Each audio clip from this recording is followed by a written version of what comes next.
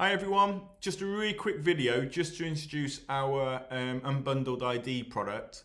It's been designed really from feedback that we've had from you, our existing law firms, that you wanted a way to be able to use the inCase ID for maybe clients that weren't using the app, giftors in conveyancing, maybe end users or third parties that again can't or won't have an app account, but you still need ID and AML checks on. So it's now live, it can be used, and I'm going to show you what the end user is going to go through, what the gift or client's going to go through and their experience. But also I thought it important just to explain a little bit about how it's going to work in the background, etc. So we basically are going to do a little bit of a tweak to your integration if you want it.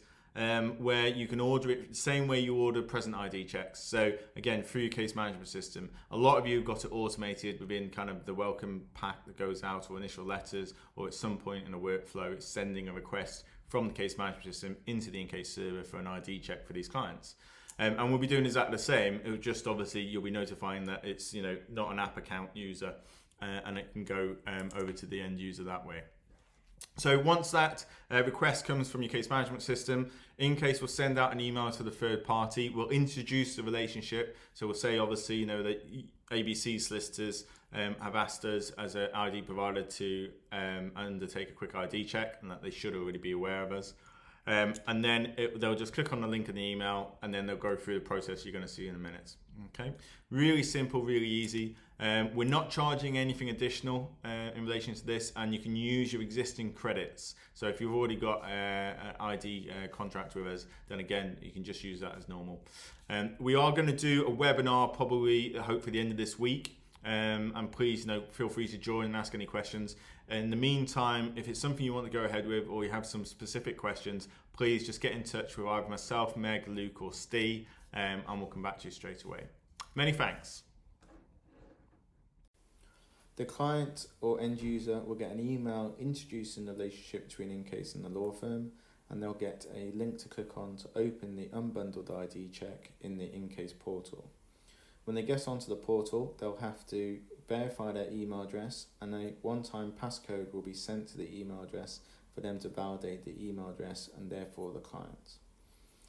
The one-time passcode will only take a couple of seconds to come through, and then they input it into the portal, which will then start the ID verification process. The first page of the process, they will need to click to agree to their data being processed.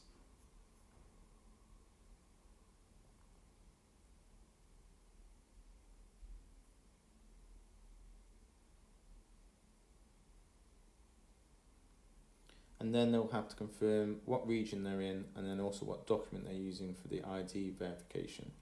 It will give them instructions on how to position the document in readiness for the camera to record it, or they can upload a copy of the document if they've already got it.